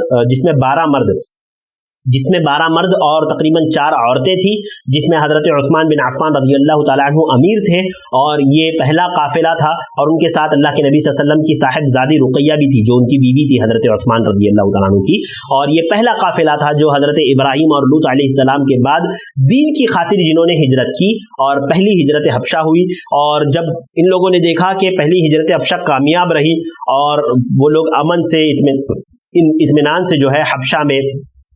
रह रहे हैं, तो फिर दूसरी हिजरत का हुक्म हुआ और दूसरी मर्तबा हिजरत जो है हिजरत हबशा हुई। लेकिन ये दूसरी मर्तबा जब हिजरत हुई तो ये पहली मर्तबा से थोड़ा ज़्यादा ख़तरनाक थी, क्योंकि पहली हिजरत के बाद मुशरिकीन को पता चल चुका था कि ये लोग हबशा चले गए हैं कुछ लोग और वहाँ हिजरत कर गए हैं। लिहाजा मुशरिकीन को पता चल गया था और मुशरिकीन ये जो है मुस्तइद थे, तैयार थे कि दूसरी मर्तबा अब इनको हम हिजरत करने नहीं देंगे। लिहाजा दूसरी हिजरत पहली हिजरत से ज़्यादा ख़तरनाक थी और बहुत मुश्किलात लेकर के अपने साथ थी। लेकिन सहाबाए कराम ने इरादा किया, आज़म किया और जो है दूसरी मर्तबा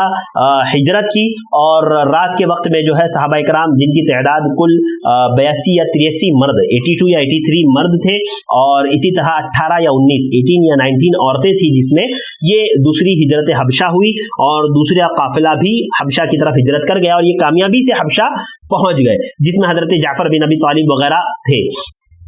अब जब मुशरिकीन को पता चला कि इन लोगों ने दूसरी मर्तबा भी हिजरत कर ली है और दूसरी मर्तबा जब हिजरत करके निकले थे तो मुशरिकीन को पता चला था, मुशरिकीन पीछा करके गए थे पकड़ने के लिए इन लोगों को, लेकिन ये लोग निकल चुके थे, इनके हाथ से ये छूट चुके थे। लिहाजा मुशरिकीन को जब पता चल गया कि अब हिजरत हो गई है, 2 हिजरतें हो गई है, लिहाजा अब उनके दिल में उनको बेचैनी शुरू हो गई और उन लोगों ने एक प्लान बनाया कि हम जो लोग हिजरत करके जा चुके हैं ना उधर, उनको वापस लेकर के आएंगे। और वो प्लान बना करके और इरादा किया कि आमिर बिन आस रज़ी अल्लाह तआला अन्हु, जो अभी इस्लाम कबूल नहीं किए थे, आमिर बिन आस और अब्दुल्ला बिन रबिया को दोनों को भेजेंगे हबशा के पास, क्योंकि ये दोनों बहुत होशियार थे, बात करने में बहुत माहिर थे। लिहाजा इन मक्का वालों ने इरादा किया कि इन लोगों को वहां भेजें और अपने लोगों को वापस बुलाए। अजीज भाई और बहनों, चूंकि वक्त हमारा काफी ज्यादा हो चुका है तो मैं आप लोगों से माजरत चाहते हुए यहीं पर अपनी बात को खत्म करता हूं। और हमने दूसरी हिजरत हबशा तक मुकम्मल किया और आमिर बिन आस और अब्दुल्ला बिन रबिया जो है दूसरी हिजरत उन लोगों ने की। ये हमने जो है हिजरत यानी वो लोग जिन लोगों ने हिजरत किया उनको वापस लाने के लिए ये लोग भेजने वाले हैं। अब क्या होगा आगे, वो लोग जाकर के नजाशी बादशाह से बातें करेंगे, क्या बातें करेंगे, किस तरह से उसको राजी करने की कोशिश करेंगे कि ये वापस कर दे सहाबाए कराम को और ये लोग लेकर आ जाए। इंशाल्लाह हम लोग कल के दर्स में देखेंगे और कोशिश मैं करूंगा कि कल का दर्स हमारा इंशाल्लाह आखिरी दर्स हो। अल्लाह ताला से दुआ है अल्लाह ताला मुझे और आपको इन बातों को समझने, इन बातों को सीखने, इन बातों पर अमल करने की अल्लाह ताला तौफीक अता फरमाए, आमीन। नाज़रीन, मुझे दीजिए इजाजत, इंशाल्लाह फिर मुलाकात होगी कुछ और बातों के साथ। अस्सलामु अलैकुम व रहमतुल्लाहि व बरकातुहू।